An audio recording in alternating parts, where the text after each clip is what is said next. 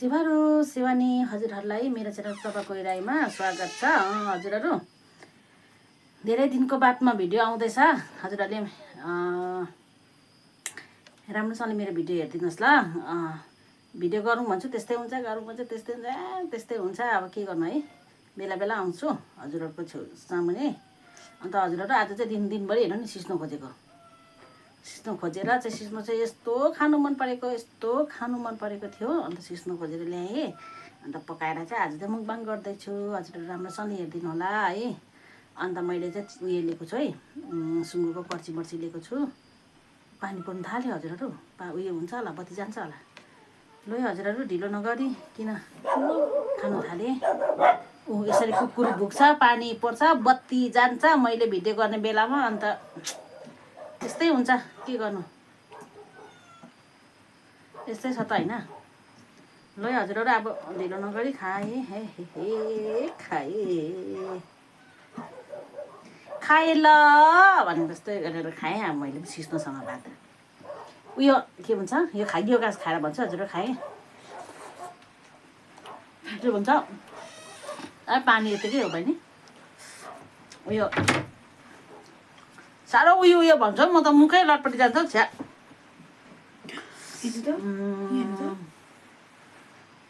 के भन्नु आँटेको थिएँ मैले, बिर्साएँ बहिनीले। छ्या खाए ल भन्छु भन्छु होइन,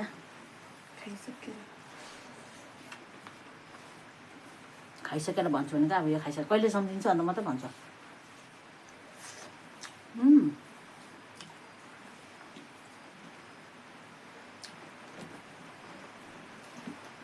सिस्नो खोज्नु गएको दुईजना आज।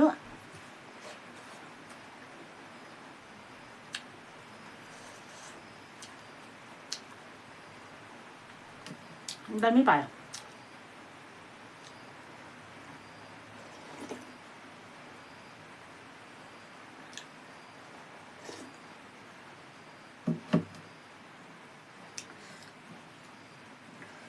के भन्नुला भनेको थिएँ, रियाले मलाई त उयो गरी पठायो, के भन्छ भुलाई पठायो। त्यस्तै हुन्छ, म त जहिले भुलाई पठाउनु तर बिर्सिजान्छु।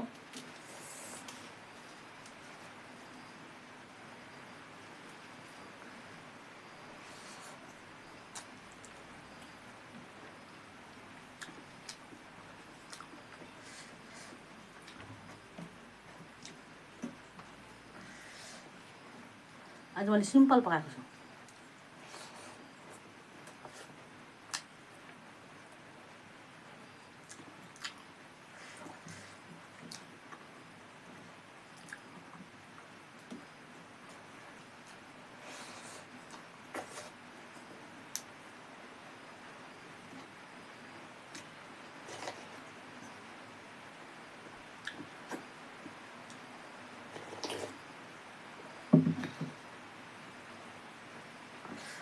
यो सिस्नो खोज्दा कम्ती घाममा गएको छु। आमामा टन्टलपुर घाममा चाहिँ गएको, जेठानी देउरानी।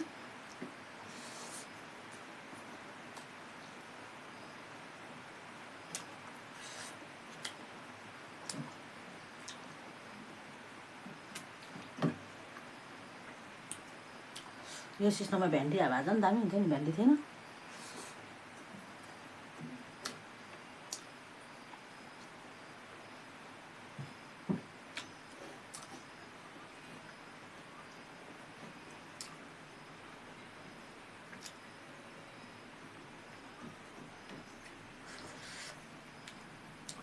बेला बेला भए पनि आउँदैछ है युट्युबमा मेरो भिडियो।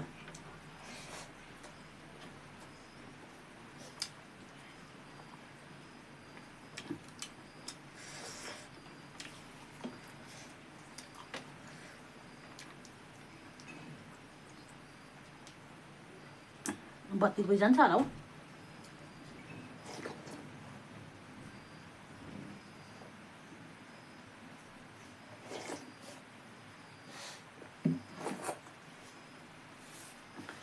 के भन्नु आँटेको थिएँ अहिले याद आयो मलाई। मकैको ढेँडो पकाउँ कि भनेको थिएँ कि बनाउनै जान्दैन नि त, म बनाउनु जान्दिनँ। केटाकेटीमा आमाले बनाएर खुवाएको मात्रै हो। माइत घरमा चाहिँ जोर खायो ढेँडो भात। जब बिहा गरेर आयो बुढाको घरमा चाहिँ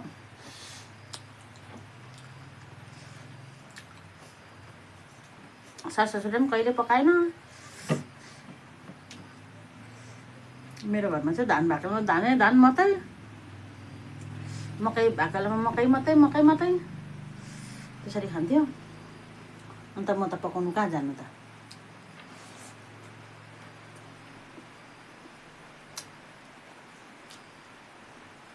अन्त बेला बेला ज्ञानुले पकाएर दिन्थ्यो मकैको भात।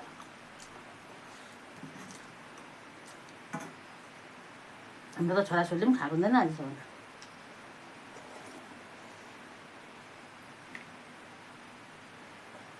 बनाएर खुवाइदिउँ भन्छु आमालाई, आमैले बनाउनु जान्दैन, के बनाएर खुवाउनु।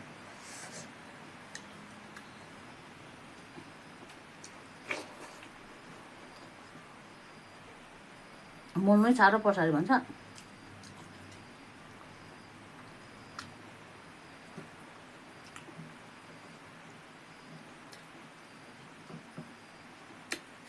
दामी भएछ नि।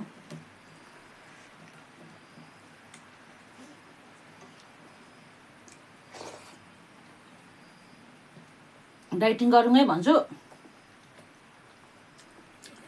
फेरि यस्तो मासु देखेपछि फेरि खानु मन परिहाल्छ हो।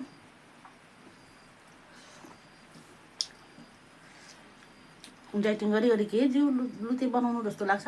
सक्दिनँ, रोटी खाएर बस्नु सक्दिनँ, भातै हो हामीलाई त। मलाई चाहिँ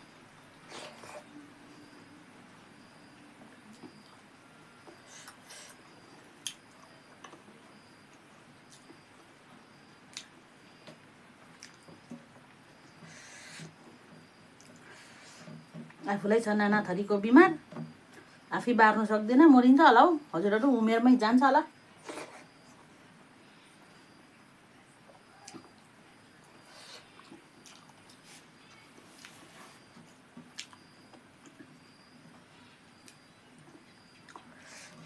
बार्नु भने चाहिँ कहाँ उम्रिहाल्छ।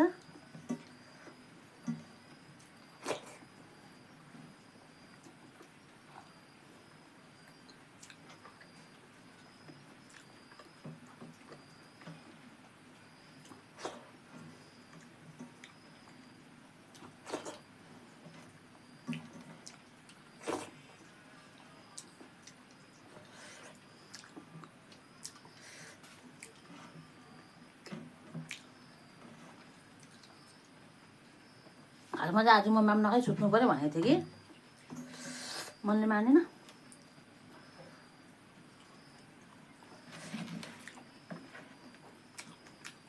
खाउँ भइहाल्यो।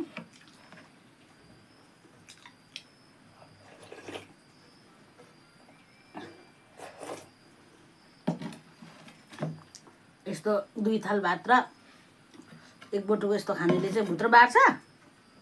सरी बार्छ अरे, उयो हुन्छ, डाइटिङ बस्छ।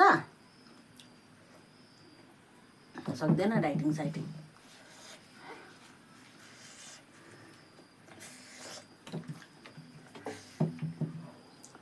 सक्दिनँ म त डाइटिङ बस्नु सक्दिनँ। रोटी खाएर बस्नु नि भन्छ, के खा बस्छ रोटी खाएर।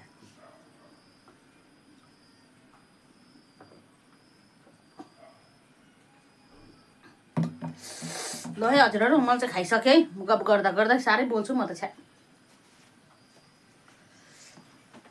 ल है हजुरहरू, यति बेलसम्म हेरिदिनु भएकोमा धेरै धेरै धन्यवाद हजुरहरूलाई। अर्को भिडियोमा भेट हुन्छ हजुरसँग। आजको लागि चाहिँ बाई बाई हजुरहरू।